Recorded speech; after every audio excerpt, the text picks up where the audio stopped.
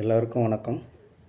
இந்த பதிவு எதுக்குன்னு பார்த்தீங்கன்னா, படிக்க வேண்டிய வயசில் படிக்காததுனால அதனால் ஏற்படக்கூடிய உடல் உழைப்பு, கஷ்டம், நஷ்டம் இதை பற்றி தெரிஞ்சுக்கிறதுக்கு இந்த வீடியோ. எனக்கு ஆதார் அட்டையில் அட்ரஸ் மாற்றணும். அதுக்காக முனிசிபல் ஆஃபீஸுக்கு போனேங்க.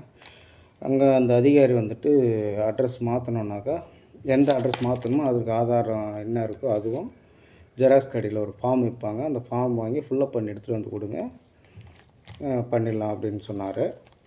ஐயா எனக்கு எழுத வராதுங்கண்ணா. அவர் ஜெராக்ஸ் கடையிலே கேளுங்க, அவரே எழுதி கொடுப்பாரு அப்படின்னு. சரி போனாங்க. அந்த ஃபார்ம் வாங்கினா அந்த ஃபார்மு கொடுத்தாங்க. ஒரு ஃபார்மோட விலை 10 ரூபா.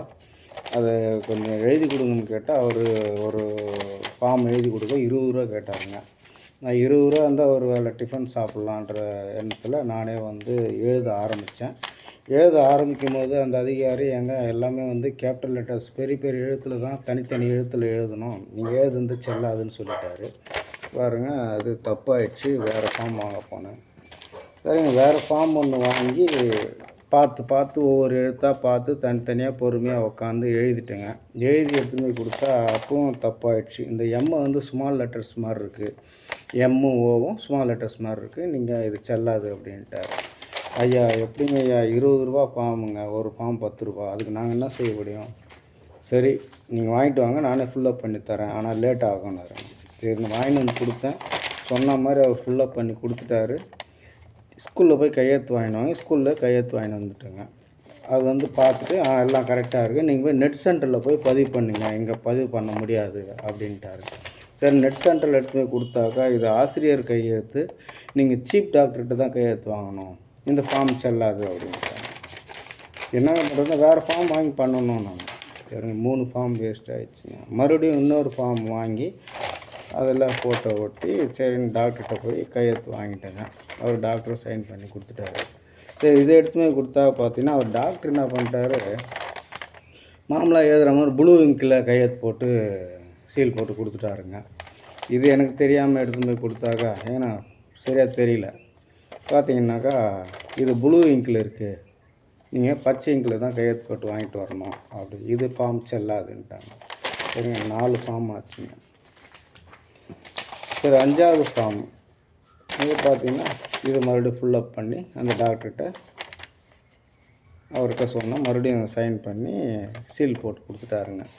சரி எடுத்துகிட்டு வந்து கொடுத்தேன். அது பாருங்கள் ஃபுல்லப் பண்ணுங்க அப்படின்னு. இது ஏதாவது பிழை இருக்கா பாருங்கள். ஏற்கனவே 4 ஃபார்ம் 40 ரூபா வேஸ்ட் ஆகிடுச்சு, 4 முறை அழைச்சிட்டேன், என்னால் முடியல, இது சரியாகுதான்னு பார்த்துட்டு பண்ணுங்கன்னா ஒரு ஃபார்ம் அட்ரஸ் ஆதார் அட்டையில் அட்ரஸ் மாற்றுறதுக்கு ஒரு ஃபார்முக்கு 150 ரூபா ஆகும் அப்படின்ட்டாங்க. இந்த டாக்டர் சர்டிஃபிகேட் வாங்குறதுக்கும் 150 ரூபா ஆகுது. 200 ரூபாலேருந்து 150 ரூபா வரைக்கும் வாங்குகிறாங்க. நஷ்டம் ஆகி பாருங்கள். சரி பண்ணி பார்த்துட்டு கரெக்டாக இருக்குது பண்ணிடலான்ட்டு பண்ணிட்டாருங்க. பண்ணிவிட்டு அதுக்கு ஒரு அத்தாட்சி சீட்டும் கொடுத்துட்டாருங்க. பாருங்கள் 31ஆம் தேதி நான் பதிவு பண்ணுங்க, பாருங்கள் 31ஆம் தேதி பதிவு பண்ணேன், ரசீது கொடுத்துட்டாரு. மறுநாள் பார்த்தீங்கன்னாக்கா மொபைலுக்கு ஒரு மெசேஜ் வருதுங்க. எடுத்துன்னு போய் நான் காட்டினேன். ஐயா ஏதோ மெசேஜ் வந்துருக்கு, ஐயா உங்கள் ஃபார்ம் ரிஜெக்டட் ஆகிடுச்சு. என்ன காரணம்னு கேட்டிங்கன்னா, அந்த ஃபார்மில் இந்த சீல் போட்டது இந்த கோர்ட்டுக்குள்ளே இருக்கணும், கோர்ட்டுக்கு வெளியே இருக்குது. அடுத்து பார்த்திங்கன்னா இந்த 2026ன்றது டாக்டரு 6 மாதிரியே தெரியல. இப்போ டாக்டர் எப்பவும் அந்த மாதிரி தானே எழுதுவாங்க, கொஞ்சம் கிறுக்கலாக எழுதுவாங்க அவங்க ஸ்டைல் அந்த மாதிரி. இது 6 மாதிரியே தெரியல, இந்த கட்டத்துக்குள்ளே இல்லை, அதனால் ஃபார்ம் ரிஜெக்டட் ஆகிடுச்சு. இப்போ என்ன பண்ணுறதுன்னா மறுபடியும் ஒரு ஃபார்ம் வாங்கி ஃபுல்லப் பண்ணி எடுத்துகிட்டு வாங்க, பண்ணலாம். அப்போ என்ன பண்ணுங்க, மறுபடியும் 150 ரூபா தரணும், அப்போ தான் பதிவு பண்ண முடியும். சரின்னு மறுபடியும் இன்னொரு ஃபார்ம் வாங்கி பாருங்கள், மறுபடியும் ஃபுல்லப் பண்ணி வந்தாக்கா அந்த நெட் சென்டர் இல்லைங்க, வேறு கடைக்கு போனேன். வேறு கடைக்கு போனாக்கா அவர்கிட்ட எடுத்து போய் காமிச்சேன். அவங்க சொல்கிறாங்க, இப்போ நீங்கள் இந்த டாக்டர்கிட்ட போங்க, இந்த டாக்டர்கிட்ட போனால் தான் அவர் கரெக்டாக எழுதி கொடுப்பாரு அப்படின்னு. சரி அவங்களே எழுதி கொடுத்துருக்காங்க. எடுத்துன்னு போனால் அவர் கரெக்டாக சீலெல்லாம் கரெக்டாக போட்டு கொடுத்துட்டாருங்க. இதை பதிவு பண்ணிட்டேன். பதிவு பண்ணிட்டு கேட்டிங்கன்னா அவர் 250 ரூபா கேட்குறாருங்க ஒரு ஃபார்முக்கு. அட்ரஸ் மாற்றுறதுக்கு, ஆதார் அட்டையில் அட்ரஸ் மாற்றுறதுக்கு 250 ரூபா கேட்குறாருங்க. ஐயா அங்கே 150 ரூபா கேட்டாங்க, இப்போ அங்கேயே பண்ணிங்க, 250 ரூபா தான் இது. சரி பண்ணுங்கன்னா பண்ணிட்டாருங்க. இதுக்காக தான் அத்தாச்சு 3ஆம் தேதி பாருங்கள் 3ஆம் தேதி பண்ணார், வாங்கிட்டு வந்துட்டேன். பதிவாயிடுச்சு, எனக்கு மெசேஜ் வந்துச்சுங்க, சக்ஸஸ்ஃபுல்லுன்னு மெசேஜ் வந்துச்சு. இப்போ பார்த்தீங்கன்னா நான் சரியாக படிக்காததுனால ஒரு 20 ரூபா தான் நாஷ்டா ஆகும் அப்படின்னு நினச்சதுனால 6 ஃபார்ம் 10 ரூபா, அந்த ஆள் 20 ரூபா கேட்டார் எழுதுறதுக்கு, எழுதி கொடுத்துட்டு தான் முடிஞ்சிடும். அப்போ கூட முடிஞ்சிருக்காது, ஆசிரியர் சீட்டுன்னாங்க, மாற்றி டாக்டர்கிட்ட கட்டிட்டு வாங்கணுன்ற மாதிரி ஆயிடுச்சு. 6 ஃபார்ம் 60 ரூபா. டாக்டர்கிட்ட 3 முறை சைன் வாங்கியிருக்கேன், 150 450 ரூபா. நெட் சென்டரில் முதல்ல 150 ரூபாய்க்கு பண்ணேன், அப்புறம் 250 ரூபாய்க்கு பண்ணேன். டோட்டலாக பார்த்தீங்கன்னா 910 ரூபா ஆயிருக்குங்க. ஒரு ஆதார் அட்டையில் அட்ரஸ் மாற்றுறதுக்கு 910 ரூபா நான் செலவு பண்ணியிருக்கேங்க.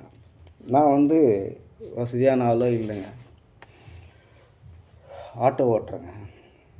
ரொம்ப கஷ்டமான சூழ்நிலை.